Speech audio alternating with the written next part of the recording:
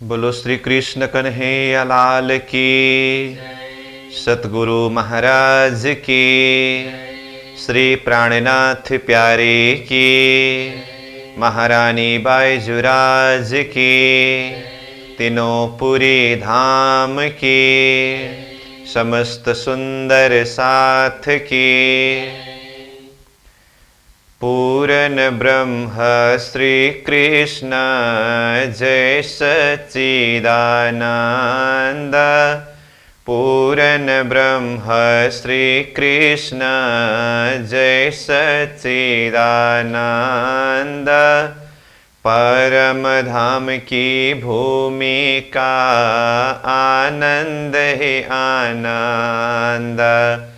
परम धाम की भूमि का आनंद ही आनंद।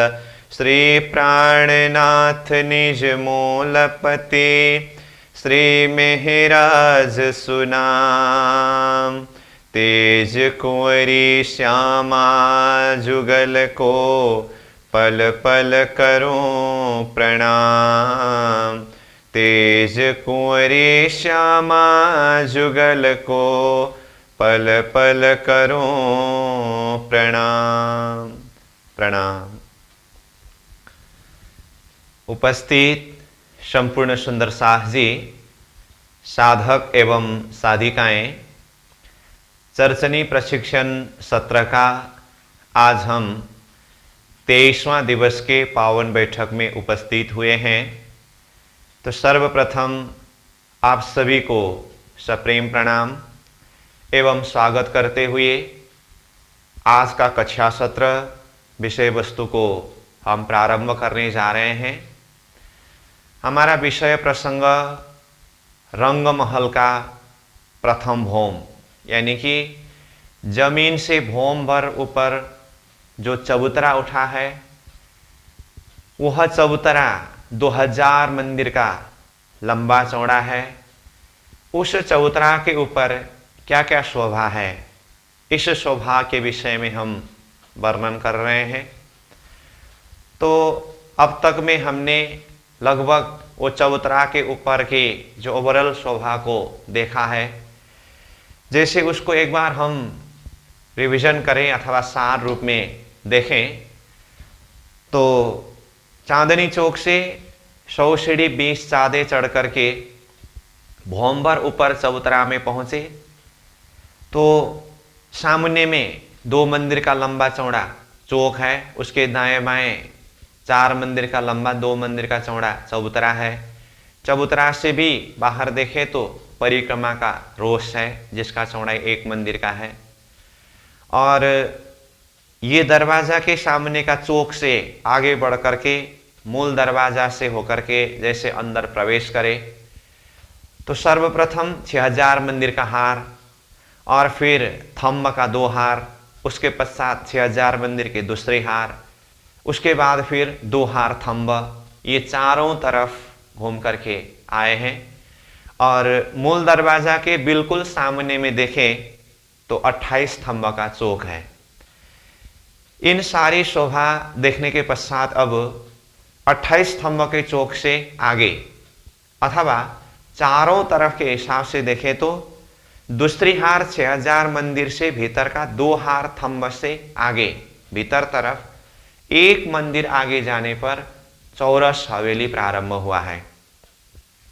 तो चौरस हवेली प्रारंभ में एक हवेली 23 मंदिर का लंबाई चौड़ाई का है और ऐसे हवेली पूरा चारों तरफ फिर करके एक हार में 231 हवेली है। ऐसे चौरस हवेली 1 हार, 2 हार, 3 हार, 4 हार, 4 हार ही चारों तरफ फिर करके आए हैं। तो इस तरह से 231 हवेलियों के 4 हारे जिसे एक फिरावा कहते हैं। तो एक फिरावा में कुल हवेली 924 हुए। चौरस हवेली के 4 हार आने के पश्चात पुनः गोल हवेली आए हैं। गोल हवेली भी 1 हार, 2 हार, 3 हार, 4 हार, इस तरह से 4 हार में ही आए और इसका भी प्रत्येक हार में चारों तरफ घूम करके 231 ही हवेली आए हैं। इसीलिए ये गोल हवेली भी 4 हार यानी कि एक फिरावा में 924 संख्या में ही है। इस तरह से पहला फिरावा चौरस हवेली का, दूसरा फिरावा गोल हवेली का। इसके पश्चात क्रमशः 8 फिरावा तक चौरस और गोल हवेलियों की फिरावा है। उसमें पहला फिरावा चौरस हवेली, दूसरी फिरावा गोल हवेली, तीसरी फिरावा चौरस हवेली, चौथी फिरावा गोल हवेली, पांचवी फिरावा चौरस हवेली, छठी फिरावा गोल हवेली, सातवीं फिरावा चौरस हवेली, आठवीं फिरावा गोल हवेली। उसके पश्चात 9वीं फिरावा आया है। 9वीं फिरावा पंचमहल का है। तो इस तरह से कुल मिलाकर के 9 फिरावे हैं। प्रत्येक एक फिरावे में 4 हारे होने से 9 फिरावों में संपूर्ण हवेलियों के हार देखें तो 36 हारे हवेली है। और इन संपूर्ण हवेलियों में एक हवेली से दूसरी हवेली के बीच में 2 हार, थंबा, 3 गली यानी कि 3 मंदिर का संधि है। ये भी हमने वर्णन किया। इसके पश्चात जैसे पंचमहल के अंतिम हार से भीतर तरफ जाए तो एक मंदिर अंदर थंबा का हार है, जो थंबा पंचमहल को ही घेरा हुआ थंबा है। अब यहां से आगे यानी कि भीतर तरफ जाने पर 28 मंदिर की जगह में बगीचा है और इस बगीचा से भी भीतर मध्य भाग में 9 चौक है और 9 चौक में भी मध्य का चौक जो है उसके भी मध्य भाग 1000 मंदिर के चबूतरा का मध्य भाग है। तो यहां तक का वर्णन कल तक में हमने पूरा किया। तो उसी को मैंने शब्द के द्वारा थोड़ा सा रिवीजन किया। तो ये शब्द के माध्यम से जो बोल रहा हूं ये आपके दिल दिमाग में पूरा झलक नक्शा आना चाहिए। ठीक है। अब हम आज ये 9 चौक के 4 कोण में जल का स्तून है जो वर्णन करना बाकी है, उसका वर्णन करेंगे। उसके पश्चात अब तक जो हमने वर्णन किया, मतलब चबूतरा के किनार से लेकर के मध्य में 9 चौक के मध्य भाग तक हम पहुंचे। तो हमने बार बार ये 1000 मंदिर का एरिया, 1000 मंदिर का एरिया करके तो कहा है। तो ये 1000 मंदिर का एरिया में हिसाब किस तरह से पूरा होता है, तो 1000 मंदिर के हिसाब भी हम करते हैं। तो आइए उससे पहले वो 9 चौक का वर्णन जो हमने कल किया वो तो आपके दिमाग में क्लियर है ही। तो जैसे ये मध्य का 9 चौक है, कल हमने इस तरह से ये 9 चौक वर्णन किया। और ये 9 चौक से बाहर देखेंगे तो ये बगीचा का जगह है। ये 28 मंदिर के बगीचा का जगह है ना। ठीक है। तो ये पूर्व तरफ से जाते समय का 28 मंदिर के बगीचा, ये दक्षिण तरफ से जाते समय ये 28 मंदिर का बगीचा, पश्चिम तरफ से आते समय ये 28 मंदिर का बगीचा, उत्तर तरफ से आते समय ये 28 मंदिर का बगीचा, और उसके बाद ये मध्य का 9 चौक है। तो ये 9 चौक का भी पूरा लंबाई चौड़ाई हमने कल भी हिसाब किया। तो ये पूरा 9 चौक का एरिया का लंबाई चौड़ाई कितना है, 630 मंदिर है। ठीक है। अब ये 9 चौक के विषय में भी आपके दिमाग में और खुलासा हो, इसीलिए मैं अभी बताता हूं। कल हमने 9 चौक का लोकेशन बताने के लिए इतना ही नक्शा बना करके बताया है और ये 28 मंदिर की बगीचा की लोकेशन को भी देखा। और अभी फिर से एक बार आपके दिमाग को सेट करने के लिए बताऊं तो ये 28 मंदिर के बगीचा से बाहर क्या है, पंचमहल है। यहाँ तक पंचमहल आया है ना ये। तो पंचमहल पूरा 231 ही है।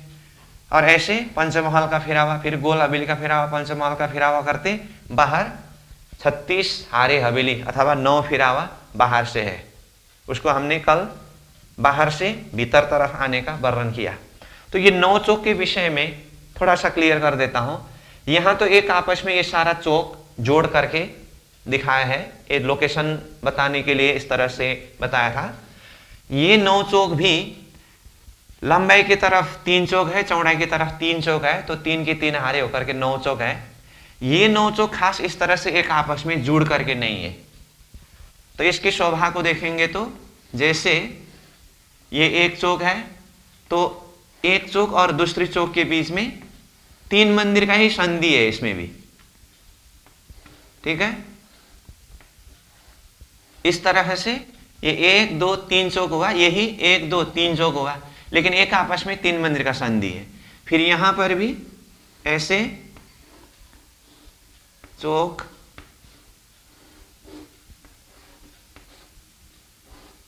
ये दूसरा हार हुआ, फिर ये तीसरा हार हुआ। तो इस तरह से ये 9 चौक है खास। तो ये एक चौक और ये एक चौक के बीच में भी यहाँ 3 मंदिर का जगह है, और इसके बीच में भी 3 मंदिर का जगह है, सब तरफ 3 मंदिर का संधि है। लेकिन यहां पर बीच में थंबा का 2 हार का वर्णन नहीं है। इससे पहले हमने जो हवेलियों के वर्णन करके आए, वहां पर एक हवेली से दूसरे हवेली के बीच में जो 3 मंदिर का ही संधि था, परंतु उसमें क्या था, 2 हार थंब 3 गली था। यहां पर ये 3 मंदिर की जगह खुला है। तो ये 9 चौक लोकेशन के लिए 28 मंदिर के बीच में करके इस तरह से वर्णन किया था। खास ये डिजाइन बनता है, इसीलिए मैं ये 9 चौक को, अब ये नक्शा बन गया है तो इसी को आधार मान करके अब बाहर के जो 28 मंदिर का बगीचा करके जो लोकेशन बताया है और जो जल स्तून के विषय में वर्णन करना है उसको यहीं से बताऊंगा। इसीलिए देखिए ये पंचमहल यहां आकर के पूरा हुआ। मानिए ये चारों तरफ पंचमहल है 231, ठीक है। और यहां तो मैंने ये पूरा लाइन खींच दिया एरिया अलग करने के लिए, परंतु यहां देखेंगे खास शोभा तो यहां थंब का हार है, वैसे पंचमहल को घेरा हुआ थंब। अब इसके बाद ये क्या है, ये है 28 मंदिर का बगीचा, ये भी हमने कल ही चर्चा किया, और ये 9 चौक के विषय में हमने कल ही चर्चा किया। अब 9 चौक को यहाँ अलग अलग इस तरह से बताया है, तो इसका डिटेल हिसाब में बता ही देता हूं। जैसे कि इसका पूरा एरिया कितना कहा, 630 मंदिर करके कहा, लंबाई भी 630, चौड़ाई भी 630 है। उसमें से ये एक चौक का हिसाब है ना, एक चौक का लंबाई चौड़ाई 208 मंदिर का है। ये एक चौक का लंबाई और चौड़ाई कितना बताया, 208 है। तो एक चौक का 208 है, तो सब हिसाब किस तरह से 630 पहुंचता है, देखिए 208 208 208, तो 208 मंदिर का लंबा चौड़ा चौक कितने हुए, 1 2 3, इसलिए 208 गुना 3 इक्वल टू कितना हुआ, 624, 624 होगा, ठीक है। अब देखिए ये एक चौक और दूसरी चौक के बीच में यहां 3 मंदिर है, और ये चौक और ये चौक के बीच में यहां 3 मंदिर है, तो 3 3 6 मंदिर हुआ ना, इसलिए 624 प्लस 6 मंदिर इक्वल टू 630 मंदिर। इस तरफ जैसा हिसाब है इधर भी वैसा ही हिसाब है, 208 208 208, 624, 3 3 मंदिर जोड़ते समय 630। तो इस तरह से ये 9 चौक का भी हिसाब है। अब इतना होने के बाद बाकी 9 चौक का विस्तृत वर्णन जो है वो रंगमहल का 5वें भौम में जाते समय वहां पर वर्णन होगी। अभी के लिए इतना समझ के रखिए।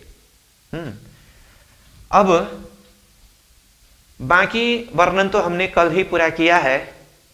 बाहर से मंदिर का हार के अंदर 9 फिरावा, और उसके बाद ये 28 मंदिर की बगीचा और 9 चौक, और उसमें ये मध्य का चौक का जो मध्य भाग 1000 मंदिर का केंद्र बिंदु यानी कि सेंटर पॉइंट बताया है। ये तो सब हमने कल ही बताया। अब एक पॉइंट जो बाकी है वो अभी बता रहा हूं। ये 9 चौक का जो 4 कोण है, ये अग्निकोण, नैऋत्य कोण, वायव्य कोण, ईशान कोण, ये 4 कोण है ना, ये चारों कोण से जल का स्तून यानी कि पानी का पाइप नीचे जमीन से ही ऊपर आया है। नीचे जमीन से शब्द मैंने क्यों प्रयोग किया? चबूतरा के ऊपर की शोभा हम वर्णन कर रहे हैं, तो ये चबूतरा ही जमीन से भूमि पर ऊपर है, तो यहां तक जल का स्तून आने के लिए नीचे जमीन से ही जल का स्तून आना होगा ना। तो इसीलिए ये 9 चौका, ये एक कोण में एक जल का स्तून, दूसरे कोण में दूसरा जल का स्तून, तीसरा कोण में तीसरा जल का स्तून, चौथा कोण में चौथा जल का स्तून, पानी का पाइप यहां पर प्रकट हुआ है। ठीक है, अब ये जल स्तून भी ऊपर को गया है। यहां भूमि से देखेंगे तो जल का स्तून ही दिखाई देता है, अंदर जल नहीं दिखाई देता है। लेकिन ये जल स्तून है कहां? 9 चौक के 4 कोण में 4 जल स्तून है, जो नीचे जमीन से ही आकर के यहां प्रकट हुए हैं। अभी तो हम ये चबूतरा के ऊपर की शोभा यानी कि प्रथम भूमि की शोभा वर्णन कर रहे हैं। ये जल का स्तून ऊपरा ऊपर 9 भूमि 10वीं चांदनी तक सीधा जाकर के एक ही बार चांदनी में ये जल कुंड के रूप में प्रकट होते हैं, जो प्रसंग आगे हम चांदनी का वर्णन करते समय चर्चा करेंगे। लेकिन अभी के लिए ये समझना होगा कि ये 9 चौक के 4 कोण में 4 जल स्तून है, इतना दिमाग में रखिए। ठीक है, तो ये शोभा दिल दिमाग में बैठ गया तो चबूतरा के ऊपर की शोभा समग्र में पूरा हुआ। ये बात हमने कल भी कहा था और उसी बात को अभी भी बोल रहे हैं। ठीक है, अब सार रूप में फिर देखें तो चबूतरा के किनार से परिक्रमा का रोष 6-6 हजार मंदिर का 2 हार, बीच में 2 हार थंब 3 गली, भीतरी हार मंदिर से आगे 2 हार थंब, उसके बाद अंदर चौरस हवेली शुरू हुआ। तो चौरस हवेली की फिरावा, गोल हवेली की फिरावा, चौरस के फिरावा, गोल के फिरावा करते 8 फिरावा और 9वें फिरावा पंचमहल, उसके बाद 28 मंदिर की बगीचा, उसके बाद मध्य में 9 चौक। बस ये शोभा है। अब चबूतरा के ऊपर ये शोभा हमने अब तक जो वर्णन किया, अब यही शोभा को ध्यान देकर के सुनिए, यही शोभा, यही बनक को जैसा का तैसा दूसरी भूमि, तीसरी भूमि, चौथी भूमि, 5वीं भूमि, 6ठी भूमि, 7वीं भूमि, 8वीं भूमि, 9वीं भूमि तक यही शोभा को खड़ा करना है। और 9वीं भूमि के ऊपर 10वीं चांदनी यानी कि छत। कहने का अर्थ क्या हुआ? भूमि भर ऊंचा चबूतरा के ऊपर अब तक हमने जो शोभा वर्णन किया, ये शोभा को एक भूमि में जैसा है ऐसे ही ऊपरा ऊपर 9 भूमि तक समझना होगा।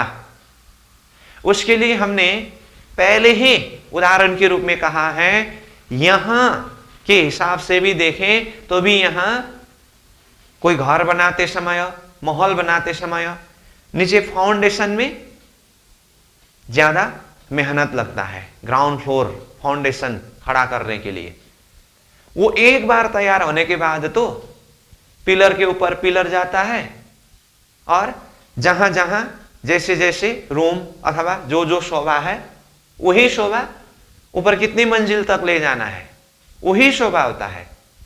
कहीं जरूरत के हिसाब से बीच में थोड़ा कुछ परिवर्तन किया हुआ होता है, वो अंदर की सजावट में परिवर्तन है। परंतु एक फ्लोर में पिलर यहां रखा है, अब दूसरी फ्लोर में ये पिलर को यहां लाया, ऐसा नहीं होता है। तो ऐसे ही समग्र में अब तक हमने ये रंगमहल का चबूतरा के ऊपर जो शोभा वर्णन किया, ऊपरा ऊपर 9 भूमि तक यही शोभा को कॉपी पेस्ट करना है। इसका अर्थ अब चलो हम दूसरी भूमि में चलते हैं, थोड़ा सा एक नमूना दिमाग में बिठाने के लिए। दूसरी भूमि में गए हम, अब कहां से जाएंगे, सीढ़ी का वर्णन, ये सब बाद में विस्तृत चर्चा करेंगे। लेकिन अभी मैं खाली दिल दिमाग में ये बिठाने का प्रयास कर रहा हूं कि प्रथम भौम दिल दिमाग में बैठने के बाद ऐसे ही शोभा दूसरी भौम में भी है कहने के लिए। तो चलो एक बार हम दूसरी भौम में चलते हैं। तो दूसरी भौम के किनार में देखिए 6000 मंदिर का हार, उसके बाद 2 हार थंब 3 गली, फिर भीतरी हार 6000 मंदिर, फिर उसके भीतर 2 हार थंब। पूर्व दिशा मूल दरवाजा के सामने में देखेंगे तो 28 स्तंभ का चौक इस एरिया ने कवर किया। अब उसके बाद अंदर चौरस हवेली, एक हार में 231 ही है, ऐसे 4 हार यानी कि एक फिरावा है। उसके बाद गोल हवेली का फिरावा, चौरस हवेली का फिरावा, गोल हवेली का फिरावा, इस तरह से 8 फिरावा चौरस गोल का। फिर 9वीं फिरावा पंचमहल, उसके अंदर फिर 28 मंदिर के बगीचा, उसके अंदर 9 चौक, 9 चौक के 4 कोण में जल का स्तून। दूसरी भौम में भी यही शोभा है। समझ में आई बात? चलो अब तीसरी भौम में चलते हैं। तो तीसरी भौम में भी यही शोभा है। बाहर किनार से 6000 मंदिर का हार, फिर 2 हार थंब 3 गली, फिर 6000 मंदिर का दूसरी हार, भीतर 2 हार थंब, उसके बाद चौरस हवेली का फिरावा, गोल हवेली का फिरावा, चौरस हवेली का फिरावा, गोल हवेली का फिरावा करके 8 फिरावा, फिर 9वीं फिरावा पंचमहल, उसके बाद अंदर 28 मंदिर की बगीचा, मध्य में 9 चौक, 9 चौक के 4 कोण में जल का स्तून। तीसरी भौम में भी सेम वर्णन है। ऐसे चौथी भौम, 5वीं भौम, 6ठी भौम, 7वीं भौम, 8वीं भौम, 9वीं भौम, सारा वर्णन एक समान है। प्रथम भौम को ही कॉपी पेस्ट करके समझ लीजिए। अब इसका मतलब रंगमहल अब पूरा हुआ? तो पूरा तो नहीं हुआ, लेकिन रंगमहल का ओवरऑल एक आकार खड़ा हुआ। मूल रूप में जो शोभा देखना चाहिए था, ये एक आकार खड़ा हुआ। अब रंगमहल नवभौम दशमी आकाशी जो वर्णन करना बाकी है, वो सिर्फ प्रत्येक भौम की विशेषता के हिसाब से जो फर्क है वही वर्णन करना बाकी है। अब कहने का अर्थ, रंगमहल की जो नवभौम दशमी आकाशी है, उसमें प्रत्येक भौम के अलग अलग विशेषताएं हैं। सारे वर्णन एक समान होने पर भी कुछ कुछ विशेषता प्रत्येक भौम के अलग अलग है। तो विशेषता के हिसाब से प्रत्येक भौम में जो अंतर है यानी कि फर्क है, उसका वर्णन करते हैं। बाकी अभी चबूतरा के ऊपर जो शोभा वर्णन किया, ये प्रथम भौम की शोभा है। ऐसे ही ऊपर ऊपर नवभौम दशमी आकाशी तक है। तो ये दिल दिमाग में बिठाइए, ठीक है। अब इसके पश्चात हमें नवभौम की विशेषता के ऊपर चर्चा करके उसके बाद क्रमशः प्रत्येक भौम की विशेषता के हिसाब से वर्णन करना है। लेकिन उससे पहले मैं आपको रंगमहल का जो 2000 मंदिर का लंबाई चौड़ाई एरिया है, जो चबूतरा के किनार से मध्य भाग तक जाने के लिए 1000 मंदिर की जगह को पार करना होगा करके हमने बार बार 1000 मंदिर शब्द प्रयोग किया है। तो 1000 मंदिर का हिसाब किस तरह से पूरा होता है, ये 1000 मंदिर का हिसाब भी थोड़ा सा बता देता हूं। लेकिन ये हिसाब को बताते हुए, ये हिसाब बताने से पहले ही मैं आपको ये कहना चाहता हूं, जिसको थोड़ा सा हिसाब याद करने में थोड़ा मुश्किल जैसा लगता है, तो आप हिसाब के विषय में चिंता मत करना। मैं इसीलिए बता रहा हूं कि जो थोड़ा सा हिसाब के माध्यम से भी इसको याद करके चिंतन कर सकते हैं, तो काफी सहज पड़ता है। तो जिसके लिए जरूरत है उनके लिए ध्यान में रखते हुए ये 1000 मंदिर का हिसाब बताने जा रहा हूं। मैं तो बताऊंगा ही, लेकिन आप लोगों में से किसी को अब ये चर्चा नहीं बोलते ही फिर हिसाब वाली बात आती है करके ऐसा लगता है, तो मैं कहता हूं बिल्कुल ही दिमाग को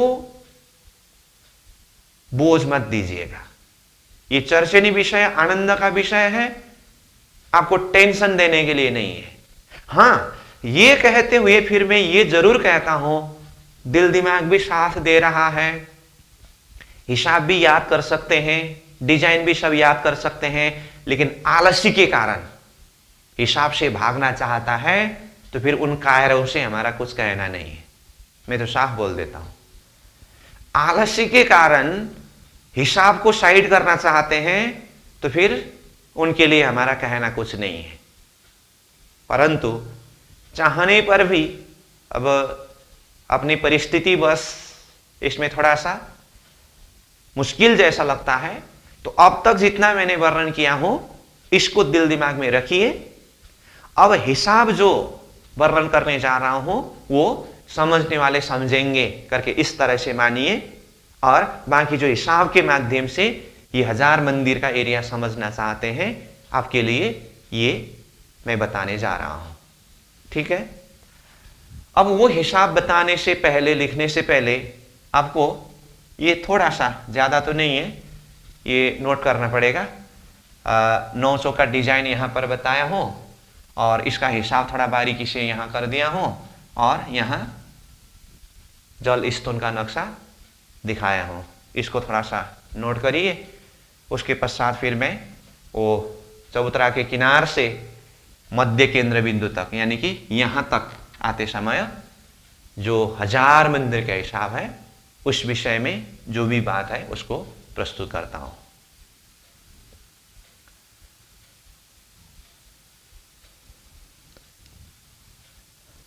अब आगे बढ़ते हैं हम, तो इसको मैं साफ कर देता हूं। तो अब 1000 मंदिर के हिसाब के लिए एक बार तो फिर समग्र में जो डिजाइन है वो देखना पड़ेगा, उसी के आधार पर ही हिसाब की बात होती है। तो वैसे तो हमने कई बार नक्शा के माध्यम से ये वर्णन कर चुके हैं, फिर भी ये 1000 मंदिर का हिसाब करते हुए फिर आपको कहाँ की बात कर रहे हैं कंफ्यूजन न हो, इसलिए भले ही थोड़ा सा समय लगे, तो एक बार मैं फिर चौतरा के किनार से मध्य का 9 चौक तक का सारा क्रम सार रूप में सीधा सीधा नक्शा से ही दिखा करके वो 1000 मंदिर के हिसाब को उसके बाद बताऊंगा। तो देखिए, जैसे मैं यहां से शुरू कर रहा हूं, जैसे ये दरवाजा का हांस है, ठीक है, तो यहां आकर के जैसे सीढ़ी पूरा हुआ, तो ये सीढ़ी पूरा होने के 2 मंदिर भीतर से ये मंदिर का हार प्रारंभ हुआ, तो यहां मूल दरवाजा है। अब ये फाइनल राउंड है, आपको वही बात दोहरा रहे हैं ऐसा ना लगे, अब ये फाइनल राउंड हमें समझना है। तो ये परिक्रमा का रोष है, ये 6000 मंदिर का हार है, उसके बाद ये थंब का हार है, ठीक है, फिर ये थंब का हार दरवाजा के आस में नहीं आया, फिर ये दूसरी हार 6000 मंदिर है, ठीक है, उसके बाद फिर ये थंब का हार है, उसके बाद फिर ये थंब का हार, इस तरह से पूरा आया, तो ये 28 थंब का चौक हुआ। इसका अर्थ क्या हुआ, ये परिक्रमा का रोष, उसके भीतर ये 6000 मंदिर का हार, उसके बाद ये 2 हार थंब 3 गली, फिर ये 6000 मंदिर के भीतरी हार, उसके बाद ये 2 हार थंब, अब उसके बाद यहां से प्रारंभ हुआ चौरस हवेली, ठीक है। तो ऐसे चौरस हवेली गोलाई में कितने हैं, एक हार में 231 है, उस विषय में हम क्लियर हो चुके हैं। तो मैं सीधा आगे जाते समय क्या क्या दिखाई देता है वो इस सार रूप में बताता हूं। तो ये चौरस हवेली है, तो चौरस हवेली का 1 हार, 2 हार, 3 हार, 4 हार, ये चौरस हवेली का 4 हार हुआ। उसके बाद आगे क्या है, गोल हवेली का 1 हार, 2 हार, 3 हार, 4 हार, ठीक है। उसके बाद फिर आगे क्या है, चौरस हवेली का 4 हार, 1 2 3 4, उसके बाद आगे फिर क्या है, गोल हवेली का 4 हार, 1 2 3 4, फिर ठीक है। उसके बाद फिर क्या है, चौरस हवेली का 4 हार, यानी कि चौरस हवेली के फिरावा जिसे कहते हैं, 2 3 4, उसके बाद फिर गोल हवेली का 4 हार अथवा गोल हवेली का फिरावा, 1 2 3 4। उसके बाद फिर क्या है, चौरस हवेली के 4 हार अथवा चौरस हवेली फिरावा, 1 2 3 4। उसके बाद फिर क्या है, गोल हवेली के 4 हार 4। तो कितने बार हुआ, चौरस हवेली के फिरावा 1, गोल हवेली का फिरावा दूसरा फिरावा, चौरस हवेली का फिरावा तीसरे फिरावा, गोल हवेली का फिरावा चौथा फिरावा, चौरस हवेली का फिरावा पांचवें फिरावा, गोल हवेली का फिरावा छठे फिरावा, चौरस हवेली का फिरावा सातवें फिरावा, गोल हवेली का फिरावा आठवें फिरावा। 8 फिरावा कंप्लीट बस। अब उसके बाद आगे क्या है, पंचमहल। तो पंचमहल भी 4 हार में ही है, 1 2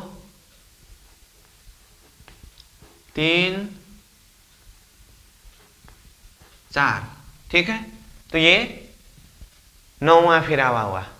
अब ये संपूर्ण हवेली यानी कि 9 फिरावा में 36 हारे हुए, तो ये पूरा सब तरफ घूम करके आया है। तो घूमते समय प्रत्येक हार कितने कहा, 231 है, ये भी समझ गए। अब दूसरी बात, एक हवेली से दूसरे हवेली के बीच में 3 मंदिर की संधि, जिसमें 2 हार थंब 3 गली है, ये हमने बार बार चर्चा किया है। ठीक है, अब जैसे यहां पर पंचमहल पूरा हुआ, ध्यान देकर के देखिए, यहां पर पंचमहल पूरा हुआ, तो ये पंचमहल को घेरा हुआ थंब का हार जो है, देखिए यहां थंब का हार है, पंचमहल को घेरा हुआ थंब। इसका मतलब 28 मंदिर का बगीचा पंचमहल से आगे है, ये भी हमने बताया। तो 28 मंदिर का बगीचा का हिसाब कहां से प्रारंभ होता है, तो पंचमहल से एक मंदिर आगे या थंब का हार है। इसको मैं थोड़ा बड़ा नक्शा के रूप में दिखाऊं, यहाँ पर आपको थंब समझने में अगर कठिन हुआ हो तो यहाँ से मैं बताता हूँ। जैसे कि मान लीजिए ये 36वां हार पंचमहल हो, तो ये पंचमहल का यहाँ पर थंब तो है ही, ये पंचमहल को घेरा हुआ थंब है ना, ऐसे थंब चारों तरफ से घेरा हुआ है। ये तो सब हवेली को, चाहे चौरस को हो, चाहे गोल को हो, चाहे पंचमहल को हो, सबको घेर करके आया है। तो देखिए ये पंचमहल है, तो ये पंचमहल को यहां उठा करके समझेंगे, तो पंचमहल से आगे एक मंदिर का जगह, एक मंदिर की दूरी में यहां थंब है ना, तो जहां थंब है यहां से आगे 28 मंदिर की जगह हमें बगीचा है, उसको क्लियरली समझना होगा। इसलिए अब यहां से आगे जैसे थोड़ा सा अब यहां के हिसाब से ये थंब को ऐसे शेप से समझेंगे, तो यहाँ 28 मंदिर के बगीचा, और उसके बाद यहाँ मध्य में 9 चौक, और 9 चौक में अब यहाँ जगह से देखते हुए आपको आधा ही समझना पड़ेगा। 1000 मंदिर का सेंटर यहाँ समझ लीजिए। अब 9 चौक में यहाँ आधा दिखाए हो, यहाँ से इस तरफ आधा समझ लीजिए।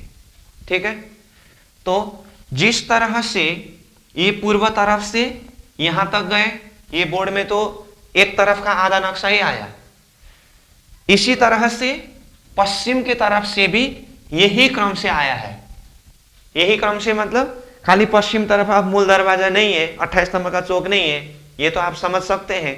बाकी 6,000 मंदिर का हार, चौरस हवेली का फिरावा, गोल हवेली का फिरावा, चौरस का फिरावा, गोल का फिरावा करते करते पंचमहल का फिरावा, और यहाँ 28 मंदिर के बगीचा है करके कहा, तो पश्चिम तरफ से भी 28 मंदिर के बगीचा आया है, और फिर 9 चौक यहाँ आधा ही दिखा है, उधर से भी आधा, ये सारा हिसाब है।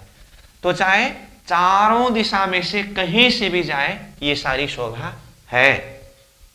तो अब तक जो हमने वर्णन किया यही बात है, और आज हमने इससे पहले जो बात बताया, 9 चौक के 4 कोण में जल का स्तून करके ये भी वर्णन किया है।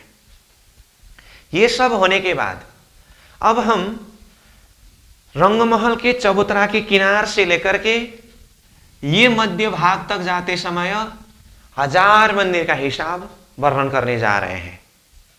ठीक है, अब ये 1000 मंदिर के हिसाब को निकालने के लिए अथवा समझने के लिए पहले हमें ये जानना जरूरत होता है कि इन हवेलियों के फिरावे में, प्रत्येक फिराव में हवेलियों की लंबाई चौड़ाई कितने कितने मंदिर के हैं। उसके लिए हमने कल इतना संकेत जरूर किया है। पहला फिरावा जो चौरस हवेली आया है उसमें एक हवेली 23 मंदिर का लंबाई चौड़ाई करके कहा। दूसरी फिरावा में जो गोल हवेली आया है वो गोल हवेली का लंबाई चौड़ाई 21.25 मंदिर का है करके वो गोल हवेली की लंबाई चौड़ाई भी कल बताया था। उसके बाद अंदर हवेलियों के लिए कल हमने सिर्फ इतना ही कहा, हवेलियों का साइज यानी कि लंबाई चौड़ाई जैसे जैसे अंदर चले जाते हैं थोड़ा छोटा होता जाता है, लेकिन संख्या में कम नहीं आता, ये बताया था हमने। इसीलिए अब हमें यह जानना है कि यहां पहला चौरस हवेली की फिराव में 23 मंदिर की लंबाई चौड़ाई में हवेली आया है, तो तीसरे फिराव में फिर से चौरस हवेली आया है, तो यहां पर हवेली का लंबाई चौड़ाई तो जरूर कम है।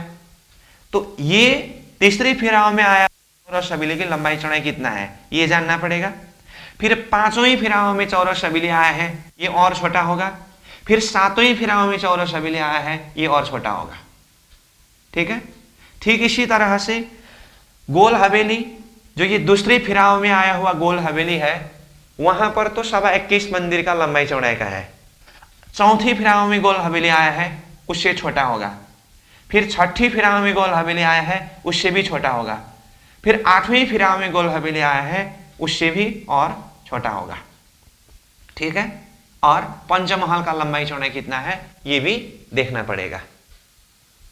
तो इसीलिए पहले हम प्रत्येक फिराव में एक एक हवेली की लंबाई चौड़ाई कितने कितने मंदिर के हैं इस विषय में चर्चा करेंगे। आइए, ये चौरस हवेली का पहला फिरावा है। तो ये पहला फिरावा मैं यहां पर लिख देता हूं, ये 1 नंबर करके, 1 नंबर मतलब पहला फिरावा। तो ये पहला फिरावा में एक हवेली का लंबाई चौड़ाई है 23 मंदिर का, 23 मंदिर। ठीक है। तो ये भी 23 मंदिर का है, दूसरे हार का भी 23 मंदिर का ही है, तीसरे हार का भी 23 मंदिर का ही है, चौथे हार का भी 23 मंदिर का ही है। पहला फिराव में चौरस हवेली सब 23 मंदिर का है और 231 हवेली एक हार में है, वो सब 23 मंदिर का ही लंबाई चौड़ाई का है। अब ये वाला गोल हवेली का ये दूसरा फिरावा है।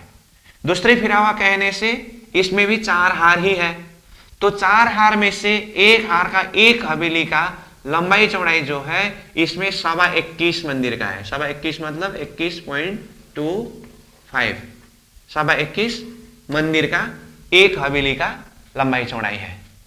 ठीक है। उसके पश्चात अब तीसरे फिरावा, यहां देखिए ये तीसरा फिरावा है। तो ये तीसरे फिरावा में चौरस हवेली आया। तो ये चौरस हवेली में एक हवेली का लंबाई चौड़ाई होगा 19 मंदिर का।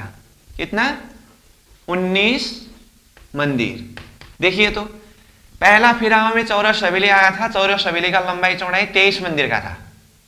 हाँ, अब तीसरे फिरावा में चौरस हवेली ही आया, लेकिन वो चौरस हवेली का लंबाई चौड़ाई कितना हुआ? 19 मंदिर का हुआ। ठीक है। अब उसके पश्चात ये गोल हवेली चौथा फिरावा में है। तो ये चौथा फिरावा में एक हवेली का लंबाई चौड़ाई कितना होगा? इसमें 18.5 मंदिर का होगा। 18.5 मतलब 18.5 मंदिर का। अब देखिए तो दूसरे फिरावा में गोल हवेली आया था जो 21.25 मंदिर का लंबाई चौड़ाई का था। चौथे फिरावा में जो गोल हवेली आया ये 18.5 मंदिर का लंबाई चौड़ाई में आया। ठीक है। उसके बाद फिर चौरस हवेली है जो 5वां फिराव में है। तो ये 5वां फिराव में आया हुआ चौरस हवेली में से एक हवेली का लंबाई चौड़ाई 15 मंदिर का है, 15 मंदिर का। ठीक है। उसके बाद फिर छठी फिरावा में जो गोल हवेली आया है, ये छठी फिराव के गोल हवेलियों में से एक हवेली का लंबाई चौड़ाई 14.5 मंदिर का है। ठीक है। उसके पश्चात फिर 7वें फिरावा ये चौरस हवेली का है। इसमें से एक हवेली का लंबाई चौड़ाई जो है 11 मंदिर का है। 11 मंदिर का। उसके पश्चात फिर 8वें फिरावा में गोल हवेली है, तो ये 8वें फिरावा गोल हवेली का। तो ये गोल हवेली में से एक गोल हवेली का लंबाई चौड़ाई है 10.5 मंदिर का, ठीक है। और पंचमहल जो आया है ये 9वां फिरावा है, इसमें एक महल का लंबाई चौड़ाई है 3 मंदिर का।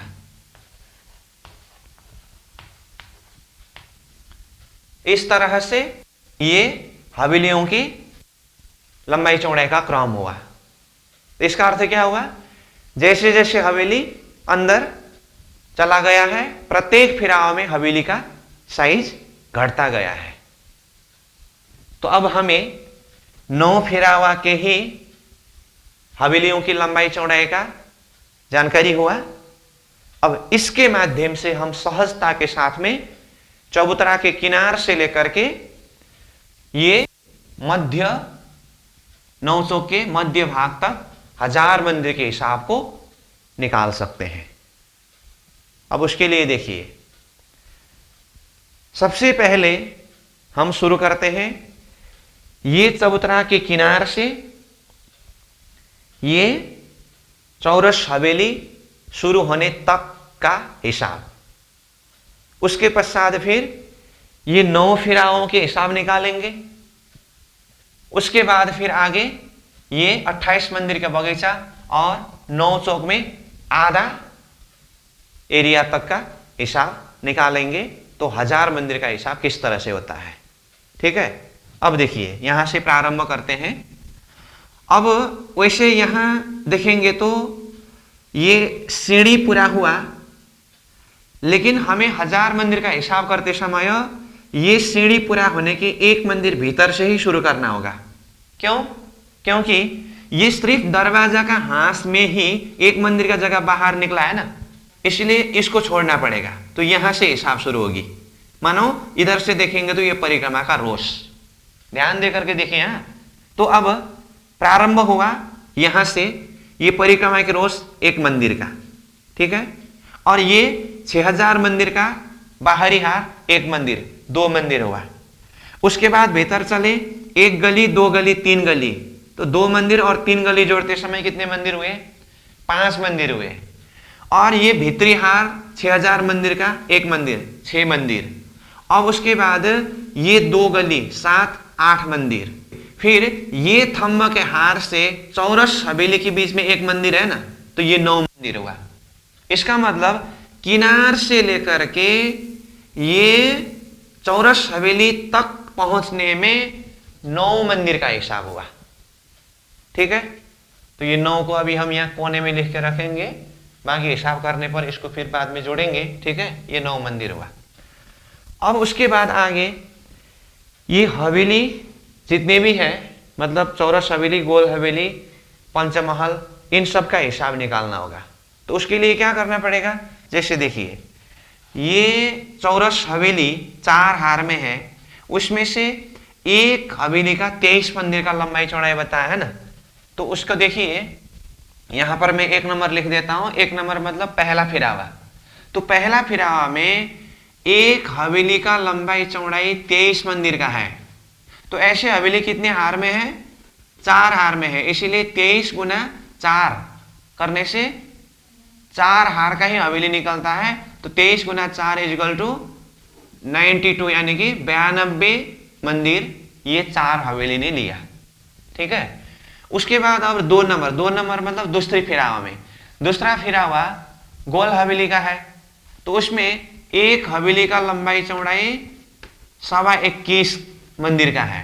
तो ऐसे 4 हवेली है। 4 हवेली मतलब ये एक हवेली का 21.25 हुआ, तो 1, 2, 3, 4, इसीलिए 21.25 गुना 4 करने से टोटल होता है 85 मंदिर।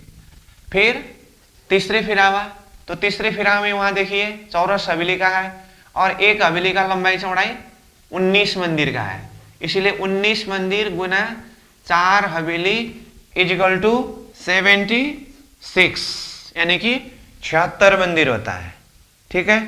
अब फिर चौथा फिरावा जो है, चौथा फिरावा गोल हवेली का, तो एक हवेली का लंबाई चौड़ाई 18.5 मंदिर का है, गुना 4 हवेली इज इक्वल टू 74, यानी कि 74 मंदिर होता है। उसके बाद फिर पांचवा फिरावा चौरस हवेली का है, तो पांचवा फिरावा में हवेली का लंबाई चौड़ाई 15 मंदिर है, वहां है, गुना 4 हवेली इज इक्वल टू 15 चौको 60 मंदिर होता है। फिर उसके बाद छठी फिरावा जो है, यहाँ देखिए छठी फिरावा गोल हवेली का है, 14.5 मंदिर लंबा चौड़ा एक हवेली है, गुना 4 हवेली इज इक्वल टू 58 मंदिर होता है। उसके बाद फिर सातवें फिरावा जो है, सातवें फिरावा चौरस हवेली का है, तो ये एक हवेली का 11 मंदिर है, गुना 4 हवेली 11 चौको 44 मंदिर है। और फिर आठवां फिरावा जो है, आठवां फिरावा गोल हवेली का है, तो जिसमें एक हवेली का लंबाई चौड़ाई 10.5 मंदिर का है, तो चारों हवेली के लंबाई चौड़ाई 42 मंदिर का होता है। उसके बाद आगे नौवां फिरावा में पंचमहल है, पंचमहल में एक महल का लंबाई चौड़ाई 3 मंदिर का है, गुना 4 पंचमहल इजकल टू 12 मंदिर पंचमहल का हुआ। तो इस तरह से संपूर्ण फिरावे यानी कि 36 हारे हवेलियों के ही मंदिर के संख्या ये सब जोड़ने से निकलता है। ठीक है, तो ये सब को जोड़ना होगा हमें। तो अब इसको जोड़ के देखेंगे, तो देखिए ये 2 5 7 7 से 13 13 4 17 17 8 25 25 4 29 29 2 31 31 2 33 33 मतलब 3, अब 3 और ये 9 12 12 और 8 20 20 से 7 27 27 7 34 34 6 40 40 5 45 45 4 49 49 4 53 53 1 54, तो 54 मतलब 4 5 टोटल मंदिर इतना हुआ। अब यहां और एक हिसाब निकालना बाकी है, ध्यान दीजिए, वो क्या है। अभी तो हमने ये हवेली हवेली हवेली हवेली हवेलियों के हिसाब निकाला। अब प्रत्येक 2 हवेली के बीच में 3 मंदिर का जगह है ना, तो ये 3 मंदिर का जगह है, तो ऐसे 3 मंदिर वाला संधि कितने हुए, 36 हारे हवेली है, तो 36 हारे हवेली के बीच में 35 संधि है, सीधा हिसाब है ना। 36 हारे हवेली में 35 संधि हुआ। अब ये प्रत्येक संधि में 3-3 मंदिर है, इसलिए वो हिसाब भी हमें निकालना होता है। इसलिए अब देखिए उसको यहां नीचे लिख देता हूं मैं, 36 हवेली के बीच में 35 संधियां हैं, कितना 35 संधि, और प्रत्येक एक संधि में कितने मंदिर है, 3 मंदिर है, इसलिए 35 गुना 3 इजकल टू कितना होता है, 3 5 15 3 3 9 1 10, 105 मंदिर हुए ये। ठीक है, तो ये 105 को ये 543 में जोड़ने से कितना हुआ, ये 8 4 6, तो 648 मंदिर हुए। तो कहने का अर्थ देखिए, ये चौरस हवेली से लेकर के ये पंचमहल पूरा होने तक में टोटल मंदिर कितने हुए, ये देखिए 648। ठीक है, अब इससे पहले मतलब यहां चौरस हवेली तक आने के लिए पहले कितने मंदिर का हिसाब किया हमने, 9 मंदिर का हिसाब किया था, इसीलिए ये 9 मंदिर को भी यहां जोड़ देते हैं। तो कितना हुआ टोटल, 657 मंदिर हुआ। इसका अर्थ किनार से लेकर के ये पंचमहल पूरा होने तक में 657 मंदिर का हिसाब हुआ। यहां तक समझ गए, बस अब आगे तो समझ है। अब आगे क्या है, जैसे पंचमहल पूरा हुआ, आगे 28 मंदिर की जगह में बगीचा है, तो 28 मंदिर को जोड़ना है। उसके बाद आगे 9 चौक है, तो 9 चौक का पूरा एरिया तो 630 मंदिर का है, लेकिन हमें यहां 1000 मंदिर का हिसाब करते समय आधा ही हिसाब करना है, 315, इसीलिए इसमें 315 मंदिर को जोड़ देंगे। 315 मंदिर, तो समझ गए ना। फिर से बता रहा हूं, ये 657 मंदिर कहां से कहां तक हिसाब हुआ, किनार से लेकर के 6,000 मंदिर का द्वार, ये गली का सबका हिसाब जोड़ते हुए ये फिर चौरस हवेली, गोल हवेली और करते करते पंचमहल पूरा होने तक में ये 657। उसके बाद 28 मंदिर के बगीचा, उसके बाद 9 चौक में से ये मध्य का चौक का मध्य भाग तक जाने के लिए आधा 9 चौक का एरिया 315 मंदिर है। अब ये टोटल जोड़िए, 7 8 15 15 5 20 0 2 और 2 5 7 7 2 9 9 1 10 0 1 1 6 7 3 10 0 1। देखिए 1000 मंदिर का हिसाब हुआ कि नहीं हुआ। तो ये है एक तरफ किनार से मध्य भाग तक पहुंचते समय का 1000 मंदिर का हिसाब, ठीक है। तो ऐसे ही दूसरी तरफ से भी आया है, तो 1000 1000 2000। तो ये हुआ रंगमहल के चबूतरा का 2000 मंदिर की लंबाई चौड़ाई में ये सारी शोभा का वर्णन, अथवा चबूतरा के किनार से मध्य केंद्र बिंदु तक पहुंचते समय ये 1000 मंदिर का हिसाब। ये हिसाब के माध्यम से भी देखेंगे तो ये चिंतन करने में काफी सहज होता है, इसीलिए इसका सारा क्रम बताया हूं। बाद में वृत्ति से वर्णन करते समय भी किनार से लेकर के पंचमहल पूरा होने तक में 657, उसके बाद 28 मंदिर के बगीचा और आधा 9 चौका 315 करके 1000 मंदिर का समग्र हिसाब वृत्ति में है, परंतु इतना डिटेल रूप में सबका हिसाब खुलासा करके नहीं लिखा है, समग्र में हिसाब बताया है, तो मैंने इसको थोड़ा सा खुलासा करके बताया हूं। अब इसके ऊपर आप चिंतन करेंगे तो इसी के आधार पर अब फिर जैसे कि पहले ही कहा, प्रथम भौम की शोभा जैसे है ऊपर ऊपर 9 भौम तक की सारी शोभा ऐसे ही है, ठीक है। तो ये हिसाब आपको नोट करना पड़ेगा। बाकी एक पॉइंट में नोट करा देता हूं, जो पहले ही हमने चर्चा कर चुके हैं, खाली उसको थोड़ा पॉइंट में नोट करना बाकी है। तो इस तरह से सारा प्रथम भौम की शोभा को देख लिया, तो ऊपर ऊपर ऐसे ही शोभा 9 भौम 10वीं आकाशी तक है करके कहा, तो उसको अब दिल दिमाग में ही नक्शा खड़ा करना पड़ेगा। बाकी प्रत्येक भौम की विशेषता के हिसाब से जो फर्क है वो फर्क प्रत्येक भौम में वर्णन किया है। तो इतना कहा ना, इसका मतलब अब हमें समझना होगा कि 9 भौम 10वीं आकाशी जो रंगमहल है उसमें प्रत्येक भौम की विशेषताएं क्या क्या है, तो विशेषता को जानना होगा।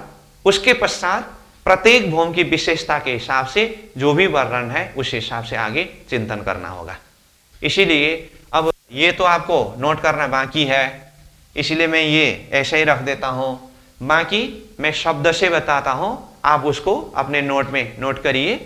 जैसे नोट में एक तरफ भौम करके लिखिए और इधर विशेषता करके लिखिए।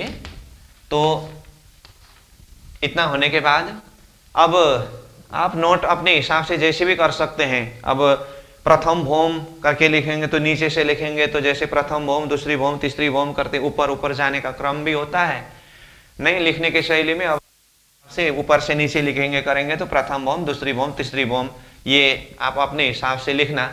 जहां तक मुझे ठीक लगता है नीचे से शुरू करना और एरो ऊपर की तरफ दिखाना, ठीक है। तो बाद में पढ़ते समय भी नीचे से ही पढ़ना होगा, क्योंकि प्रथम भौम, दूसरी भौम, तीसरी भौम इस क्रम में जाता है ना।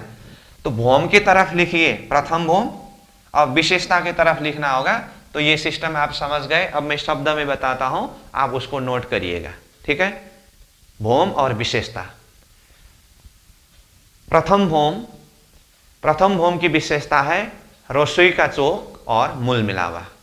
तो आपको क्या करना है, प्रथम भौम अब भौम तो पहले ही लिखा है, प्रथम लिखने से समझ में आ जाएगा। और विशेषता में रसोई का चौक और मूल मिलावा। इसका अर्थ क्या हुआ?